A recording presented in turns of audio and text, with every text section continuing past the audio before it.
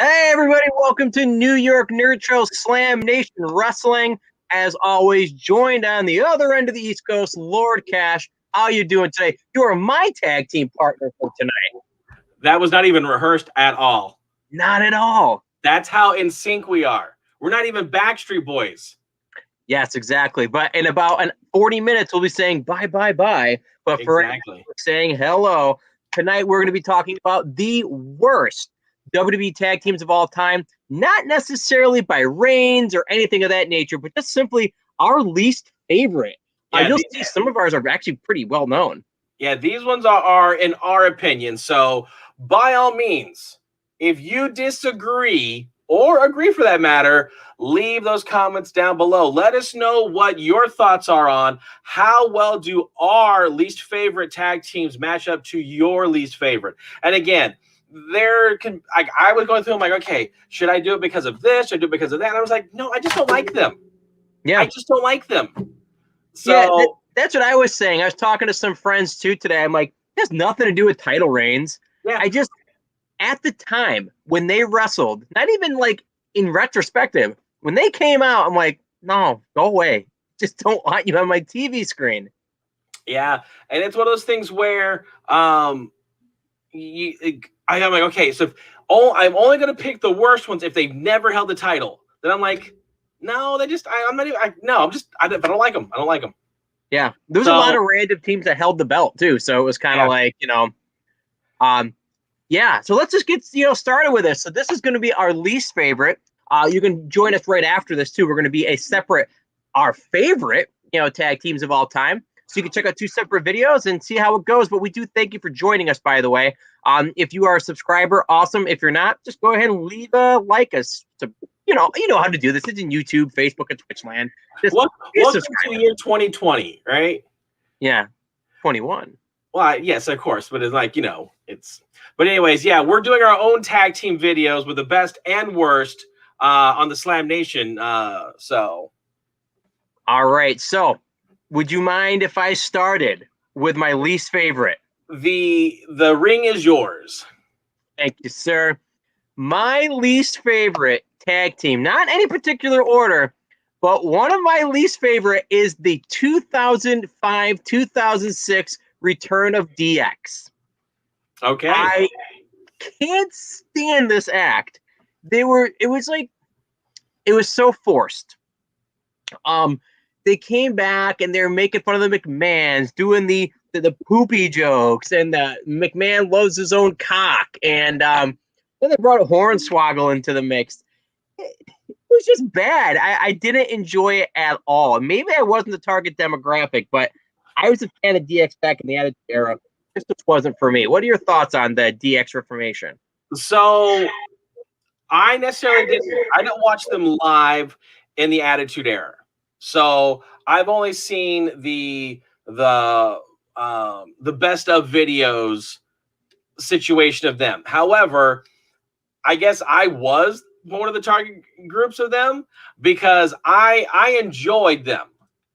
I enjoyed the potty humor, the innuendos. I got a kick out of that. I enjoyed them when they came out. So for me, I guess I was part of the target demographic for this. So this one I would have to kind of disagree with you on. I anticipated that, Lord Cash, to be completely honest with you. And I'm curious how many people disagree with me, on the chat and everything too, because I don't know. I just didn't like him. And they buried the Spirit Squad. I mean, I like that gimmick because it was a new one. That might be appearing on one of our lists. Who knows? Bottom line is just didn't like them. And again, 5 each, no particular order, but that was my first pick for worst tag team in WWE as far as my personal preference, not in success. So this is kind of amusing. I can only imagine. In my fifth place, working my way up to my absolute least worst, is this one. There you go. I figured it would be there. So for me, the Spirit Squad just didn't do it for me. I know we got Dolph Ziggler out of this group, and for that, I'm like, that's why it's towards the bottom of my 5, because they could easily escape out of here if I really put a little more thought into it. But and as you can see there, they were tag team champions. Yeah, and they had the extended Freebird rule, where like any of the 5 could be the champion and defend it. Yeah, I enjoyed them because they were a new gimmick. And they were so annoying, which is what their point was. They did their job, absolutely, but just for me, again, when they came out, I did not enjoy their gimmick. So the only reason why they're not on my list is one moment. When Vince McMahon and Shane McMahon tag team to take on Shawn Michaels and God, it had a line in there when it was like the Father, the Son, and the Holy Spirit squad. I still remember that when they ran in. I'm like, you got it. Bravo. So, but anyways, that's my number 5. As we're going through this list, absolutely, folks that are watching, go ahead and say, whether you agree with my decision, you agree with all that Pat's decision, because again, this is just our numbers based on our preferencing. So we fully expect some disagreements going back and forth. Exactly. Well, my first worst was DX. My second one, you may not be super familiar with, Lord Cash, but the Godwinns. They were a pair of hog farmers in the mid-90s. They were representing really the new generation. You had, in the yellow, you had Henry O. Godwinn. Let that acronym rummage around in your mouth for a minute. His brother was Phineas I. Godwinn. And of course. Yes, and Hillbilly Jim was their manager. There's 2 reasons why I didn't like this team. One is that it reflected of the time the really poor level of characters and tag teams in that time. There's like 3 tag teams in this era that were just trading the belts around. It was a very poor division, in my opinion. But also, I have a personal reason why I did not like these guys. When I was 13 or 14, I went to a WWF house show, and it was these guys fighting the Body Donnas. These guys are good guys, by the way. Kind of set the stage. You can't tell by their smiles. One of their shticks was they'd carry around a bucket of hog slop, and they would basically go and dump it on the bad guy's head to get like the cheers from the crowd. I was front row at this one show, and they went to go and dump it on a manager named Sonny, Tammy Sitch. She moved, and I got the hog slop right over my head. So straight up, and to be honest with you, it was basically water and bread, but it was just disgusting. It was like, wasn't even like missing me by a mile. No, straight up, I got slopped by the Godwinns. So for that, they win the number 2 spot on my least favorite tag team. Very interesting. I figured that would be like one of those moments because you were part of the act. I was, and I'll tell you one thing as a spoiler, number 5 has a similar thing. All righty. Well, I have a feeling that along with my number 5 choice, you are going to possibly disagree with a lot of my selection. Well, I'm excited though, because that's why we do this. Yeah. So, and it's interesting. So, here's my number 4 pick. Oh, Billy see? Okay. All right. Oh, wait a minute. Wait, you're gonna hit me upside the head back to back. Oh man, Lord Catch. I'll pretend I didn't see the other one. I don't know what you're talking about. There was nothing there. So good old Billy and Chuck. I didn't like the gimmick. I didn't think it was it had its humorous moments, but it really wasn't a good. I don't think there was a good tag team. I thought they were a solid tag team personally. Billy Gunn's a great tag team wrestler. Yes. However, I could see though clearly this tag team would not fly today. Correct. Not even close. Yeah, well, again, I thought the as you were describing the Godwinns, like it was like a characters of the time and everything. I'm like, yeah, that one. You ain't seen nothing yet. Definitely. Oh, again, we'll see my choice as well. I will say though, maybe you agree or disagree. These guys are responsible for one of the top 5 SmackDown moments ever. Better hurry up. We only have 3 minutes. I was gonna say, was it the 3 minutes? Yeah, with the Eric Bischoff wearing the fake mask as the priest. Yep. Did not see that coming. That was such an amazing Scooby-Doo reveal. And that was because these guys were having their commitment ceremony. But see, the thing is, I don't know, maybe that's why, because I saw through it. Did you? Yeah. So again, I don't know. But that's my number 4. Okay. It's sometimes it's hard to really articulate why, but it's just like they just did not gel well with me. Well, it is funny, in all seriousness, if anybody was watching 20 years ago, right? As soon as you flash their picture up there, everybody's going to know. They're going to be like, yeah. It doesn't need a lot of description, quite honestly, because of that. Yeah, there's that era, so to speak, too. All righty. So what is your number 3, sir?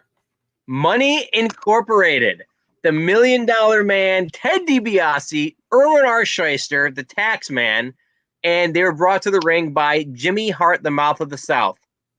Again, I have 2 reasons for this one. Ted DiBiase and IRS. I love Jimmy. Yeah, exactly. So my favorite tag team, again, spoiler, you'll see, went up against these guys. They had a rivalry with them in the early 90s, and the money guys always won. They always cheated to win. So as a kid, I hated them passionately. So you've got that, right? That's the I told you, some of these things I said were my least favorite because they did their job well. These guys were great. They made me hate them. And then the man, Ted DiBiase, made me hate him in real life.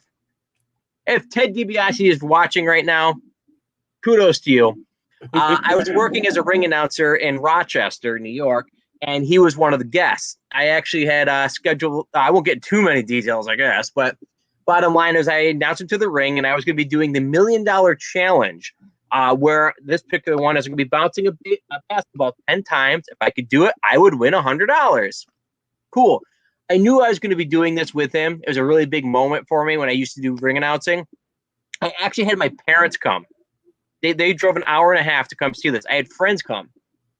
Right at the last minute, I announced him to the ring.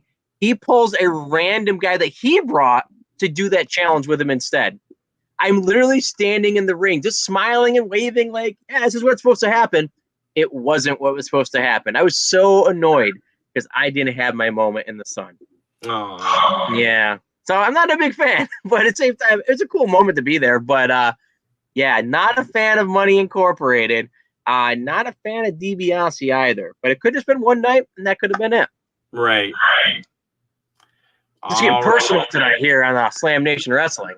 That's how it is. You got to dive deep into those emotions and let them out. You got to let them be free. It's cathartic, really. That's what this is. It's a 30-minute cathartic session. I'm on a couch right now, so I might put my feet up in a minute. So, but one of that again, we kind of got a little bit of a old spoiler too, but this one is my number 3, and that is Jesse and Festus. You can only go so. I'm sorry, I didn't mean to do it like that. No, but it speaks to what you just There is only so much a theme song can do. Oh, that was the best theme song of all time. Biscuits and gravy. Oh my God!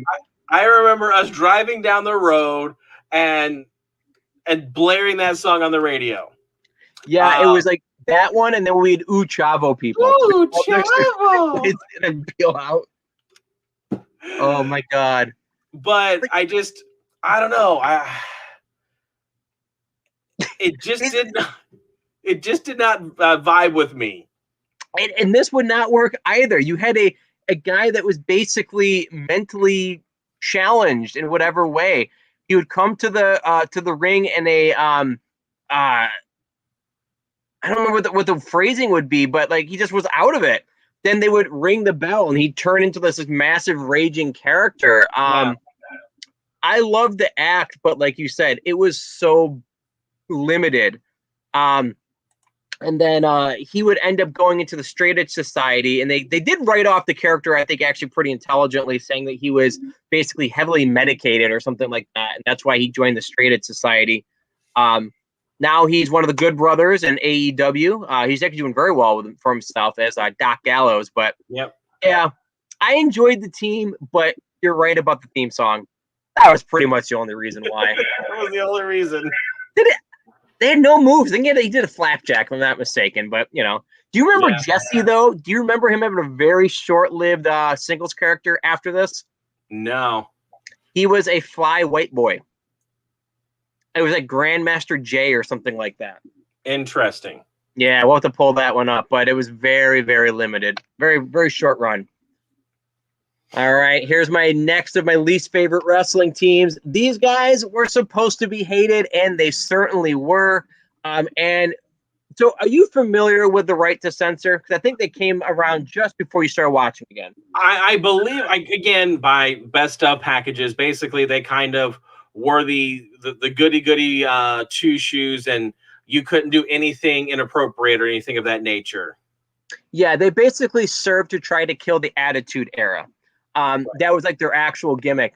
And the reason why I dislike them so much is the reason that they were set forth to do this. So again, perfectly done by these guys. I liked Val Venus as a character, the porn star guy. I thought he was really good in the ring. Great gimmick, did it well. Well, they made him cut his hair and get away with the character. Godfather, the pimp, the ever-loving pimp. Same thing. Made him the good father. I didn't really care about the other three. I think they were fine. You have Bull Buchanan, Ivory, and Stevie Richards. But I don't know. They did their job so well, and I just did not like them, which again was one of the points of this gimmick in this stable. Right. And Bull Buchanan, do you remember Bull Buchanan's role in early SmackDown? You were definitely watching it at the time. He seconded a pretty well-known wrestler.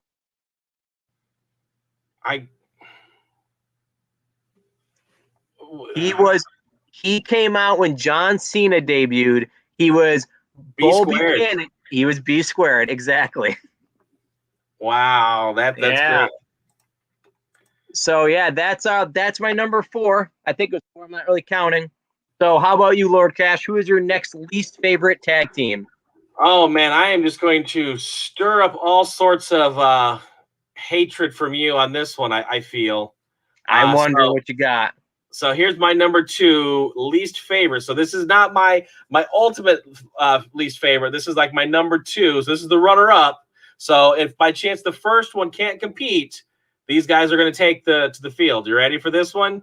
I think so. La Resistance.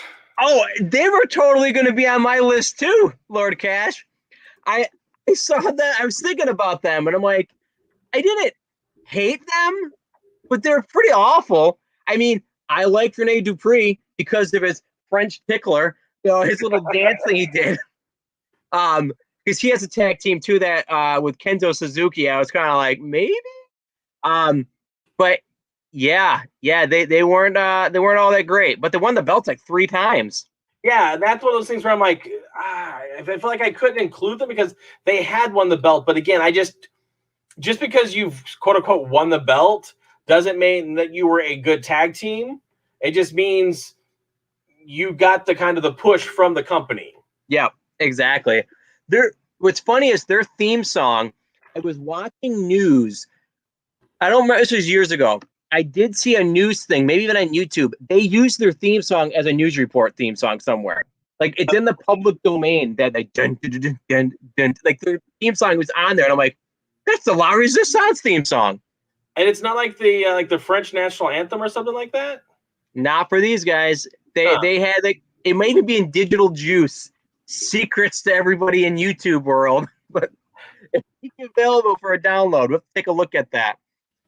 But yeah, do you remember Rene Dupree's his poodle that he ended up with? I remember it. Like Fifi, of course, is the only thing that pops into my head. Well, yeah, they weren't very creative over there on WWE. Just so you know, Lord Cash, that was exactly the name of it. Of course. Best moment of Rene Dupree though was when he had Fifi. It was a white dog. 1 week he came out and it was a black dog, and Taz made a comment on commentary. He's like straight up called him out on it. Like, wait, that's a different dog. I don't know. It was funny to me. So yeah, La Resistance. Yeah, they were going to be on my list. To be completely honest with you, but there were so many others. I wasn't a fan of them either. Well, then I'm glad I at least got one that's at least in your range of approval, so to speak. Good old Bushwhackers. Oh yeah, I could see how those made it to this one. So yeah, so here's the thing, right? I did not follow them when they're these like evil, barbaric, bloodthirsty villains with the sheep herders back in the early '80s. I wasn't following it then. These guys came out and did one hell of a job. They played their characters perfectly. They were goofy. They had some fantastic. If you ever watch old Coliseum home video WWF tapes, they were always on it. They'd be cooking with the Bushwhackers. They'd be like going shopping with the Bushwhackers. Their characters were hilarious. Right. But when I was a kid, like when they went to wrestle, they looked like they were terrible. Like they were the worst tag team you'd ever want to see. Like you could knock them out by like poking them in the face, and they would lose to like other tag teams non-finishers. So that was dumb. Their finishing move, are you familiar with them at all, Lord Cash, other than like just seeing them? Is it the armpitters? No, that's the Nasty Boys. True story. Yes, but they did something even worse. I remember like they licked people's heads, didn't they? Yeah, and I got licked. When I was at it was were the they licking up the pig slop? Yeah, this is even worse than pig slop, exactly. I was like, again, I was 9 or 10, front row. We didn't have a lot of money. Just wrestling was so bad when I was a kid that you can get tickets for like almost nothing. So I was front row, WrestleMania Revenge Tour, and they came out, and I got excited because I'm like, they're cool. I mean, I knew them on TV at the time, and I was like, I see them coming up, and I want to get the high five, right? No, Butch grabs my face and licks me straight across the nose, and I'm like, it's my first real interaction with a wrestler. So on one hand, I'm like, that's cool. They're like, no, this grown man just licked me in the face. They're terrible people. These Bushwhackers are terrible people. And they can never, they're not. But like, it's funny too, because that is a definite non-COVID, non-PC. Their gimmick could not, half their gimmick could not work anymore. Like, right. basically makes them popular with the fans. So they can't lick people, and they just can't do any of that stuff. So anyway, that's the Bushwhackers. Sorry if I broke anybody's childhoods there, but not a fan of the Bushwhackers. Wasn't really then. I could appreciate them what they did, but wasn't. All righty. Well, on a lot of your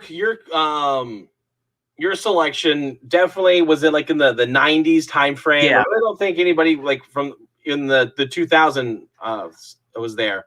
So, and again, I'm just the opposite. All of my tag teams were kind of in the 2000s and onward. So I'm going to give you a tag team from the 2000s, but it's as if they were a blast from the past. So for me, this was my number one least favorite tag team. Again, it's that whole gelling with the audience. Never did it for me. So here is my number one. Good old Deuce and Domino. Oh my God! So what was it about them that you didn't like? It was the kind of the gimmick that they did, and they just again, it's hard to kind of like put my finger on it per se. It just it's funny that like I feel they did the gimmick well.